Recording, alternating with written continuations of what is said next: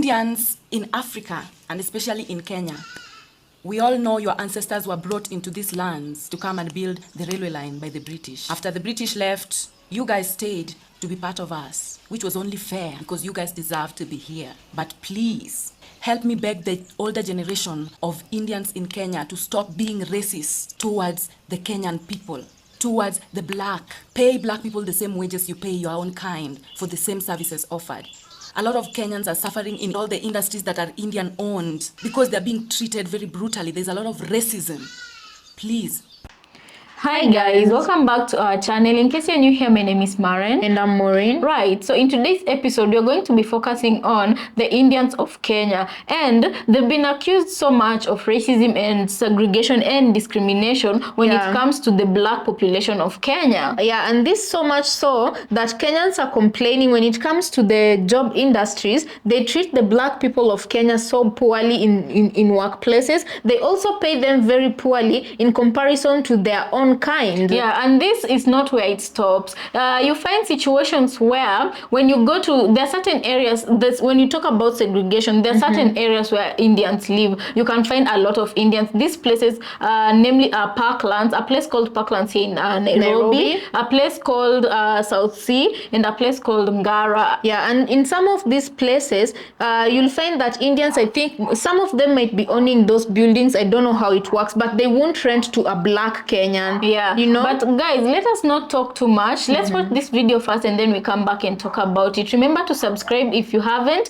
and also leave us a comment on what you think about this video. Let's watch and then we come back and talk about it.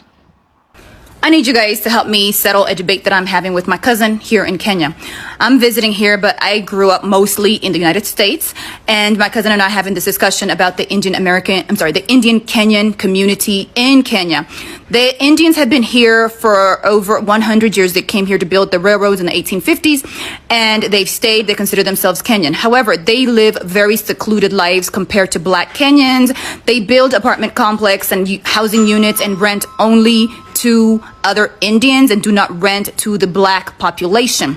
And my cousin does not think that is racism. Of course, I think that is just straight 100% racism. She thinks that because they buy the land for their community with their own Indian money and they build for their community, rent only to their community, they're just taking advantage of what the Kenyan government allows them, which of course is a problem because the Kenyan government does allow this. However, whichever way you spin it, it's racism, even if the black Kenyans choose to do the same thing to the Indian Kenyans, as she says. I think it's racism whichever way you look at it. She thinks racism really only applies when an Indian is hiring a black Kenyan for a job, and for the same qualifications, they are paying them a lesser salary than the Indians. So that's racism to her. But the other way is just taking advantage of, I guess, essentially a loophole. Tell me what you guys think, because I think it's all wrong. Types of Indian girls in Nairobi, Part 1. They can't sit with us. Seen usually walking in flocks. Do not interact with anyone that is not their skin color. Think they're Muzungu by going to Karen, but they're not really Muzungu. Sis, you only call them by their short name. Okay, pretty. We're Kenyan Indian. Of course, we live in either South Sea, Parklands, or Ngara. We're Kenyan Indian. Of course, daddy's money reigns supreme, always. We're Kenyan Indian. Of course, we're going to explain what makes us Kenyan, even though we are literally the 43rd tribe of the country. We're Kenyan Indian. Of course, we're going to have a problem with someone of our ethnicity marrying outside the culture. We're Kenyan Indian. We hate being called Muhindi, but love being called Asian. We're Kenyan Indian. Of course, we own supermarkets or hardwares. We're Kenyan Indian. Of course, we're going to mix up all the 3 languages and pretend we made a sentence that made sense. We're Kenyan Indian. Of course, we live with our parents. This is for entertainment purposes only. Family, look at this. As we're being told this is fake news, look what is being in our... Them, they're not even discussing the sale. They're talking about the plans. These guys already have a plan.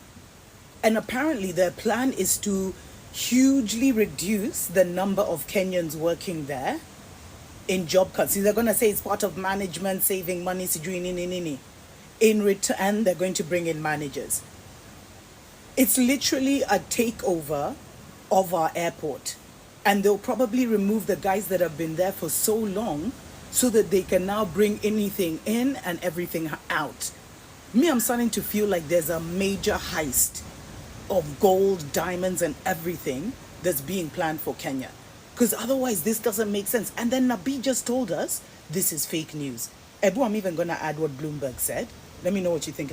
So guys, welcome back. Let us know what you think about this episode in the comment section, right? And you know, a lot of Indians like defending themselves that, you know, it's not all Indians who are racist or who discriminate. It's the older generation. But I feel like you've been raised, you know how Indians live? They all live as a family until In one roof. Yeah. You hardly see them move out of the family house to go live alone. Most Right. of them live together with their parents, their grandparents, all of that. You know? Exactly. So until this day and age, Indians, you wouldn't really say in Kenya, They have fully integrated with the locals, yet our president added them as the 44th tribe of Kenya. Right. A long time ago, we used to be only 42 or 43 tribes. 43 They became tribes. the 44th fourth tribe last year. Yeah. So when you look at how unable they have been to integrate with the culture and as Kenyans, because how you look at Indian neighborhoods, they live alone, they only rent to their own people, Sometimes buy from their own shops. sometimes the businesses they build, they deter black people from entering. There's another case that went viral just I don't know which month of this year, where Indians in Nigeria, I'm telling you, this is a problem everywhere. Not only in Kenya, also Nigerians are complaining about the same thing. And also down in South Africa, they're complaining about the same things from Indians, much like any other white proclaimed supremacist group. So in Nigeria, there's that group of Indians who built a school and they were refusing admission to Nigerian black people. Nigerians. Yeah. So it was only for Indian Nigerians. Yeah. And this brought quite a stir up on social media and everywhere, them complaining. And they came on, I don't know what they were defending themselves by, but they were saying that they were not being racist. But you tell me, how did you go set up shop in a predominantly black community? And I feel like this is where we as black people are really going wrong, because all these other groups of people are coming to our countries. They're setting up businesses, not only businesses but successful businesses. And you know, the first step of taking over a country of someone else is by economically establishing yourself in a position whereby indigenous people from that country depend on your resources and how the services you provide. Right. And you know, also one of these Indian girls, it has come from the horse's mouth, you know, the horse being the Indian girl who was speaking. She said that you'll often find when you go to these posh areas where also, yes, black Kenyans are, but you'll find a group of Indians walking in groups and they won't at all associate with black Kenyans. Yeah, they'll even go as far as saying we won't marry black people from you know. So they really do a really good job at segregating themselves, you know, because you know, much as the younger generation of India is saying that Indian Kenyans are saying that we are not the ones who do this, it's our parents. What are they doing to negate these problems that are surfacing from the Indian community of Kenya?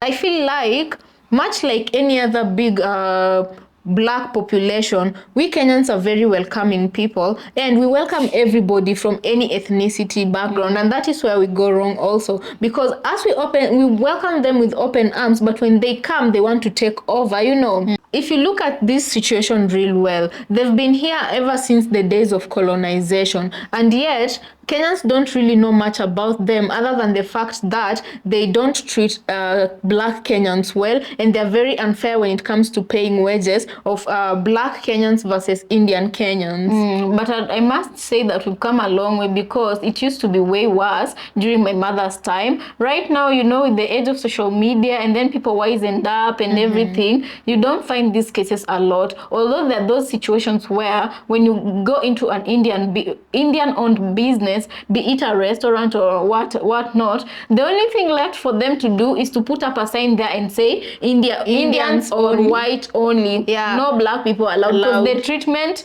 like, it's just you know, you can be told verbally that Yeah. we only accept Indians, you know. And white people, but there's also so many ways to skin a cat. So how they skin this black cat is not by hanging there a sign of no blacks allowed. When you go to like the Nigerian case, when you go to their schools, you want to admit your kid, you'll just simply be told, we only allow Indians here. They don't say We only allow. they don't say not need the N-word. They don't But you say know, no N-word. you guys, let me ask you a question.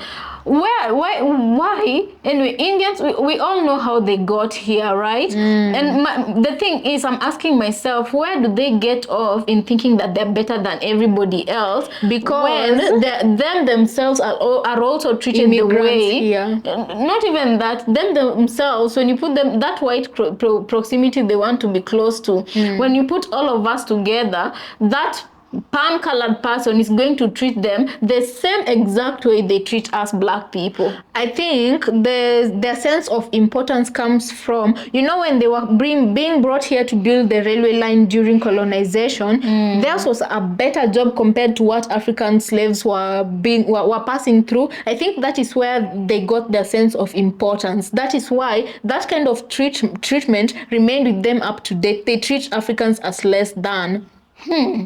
Anyway, guys, let us know what you think about this episode. We'd really like to hear from you, right? Oh yeah, and also another thing, when the Muzungus, when the white people were going back to their countries, this is a predominantly black society, yeah? Much like any part of Africa. The only proximity to whiteness that remained here in Africa was the Indians.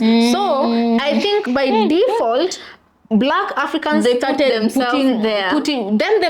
put themselves there, and also black Africans helped them push themselves to that supreme position because they were the majority close to proximity to whiteness that remained behind when whiteness was leaving Africa. You get what I'm saying? And you guys, I think we should do a whole other episode about Amin Dada. You guys, you know, we've been told that Amin Dada was a bad person, much like we were told Gaddafi was bad and any other leader who was, you know, unalived by the West. Right. Amin Dada was the only... If there's another African leader who did that, I've never heard of him, please let me know. But Amin Dada was the only African leader. He was the Ugandan president, right? He was the only leader who had the, you know, audacity to chase Indians from Uganda. And what was the reason? Not only Indians, he also had the audacity to make any and every white person who came to visit him kneel down before him and acknowledge him. I was getting to that. But anyway, you know, he made Indians get out of Uganda. The reason being, he asked them to integrate with Ugandans, become one. Give them an option. Yeah, the business they do in Uganda, he gave them the option to bank with Ugandan banks and everything, just help the Ugandan economy grow further. Yeah, because at the time, Indians were banking. Every Indian in Uganda was banking outside of Uganda, meaning they were sending money from businesses back to India. Yeah, so they get from Uganda and they take out of Uganda. So what did Amin Dada do? The legend decided to chase away the Indians, you know. So, but how he went down in history, he's being called the terror. Like our history, we all know that if it's a palm color by the West. Yeah, if it's a palm color telling it, you have to not accept it all. Not right now, yeah. Exactly. As Maureen said, he was the only leader who made palm-colored people, guys. He made palm-colored people kneel before him. So you can imagine what this did to white supremacists. Exactly. So they decided to paint him with the worst brush that could be. Of which, you know, yes, I do believe that some things he did wasn't He was a dictator. But also, he also might have had his own visionary for where he wanted Uganda to be. But we'll never know, will we? Yeah. So guys, let us know what you think about this episode. We'd really like to hear from you. Remember to subscribe if it's your first time here, and also you can leave a like for the video. We'll really appreciate it, and you can share it with someone you think might benefit from it. Let's catch you on our next episode.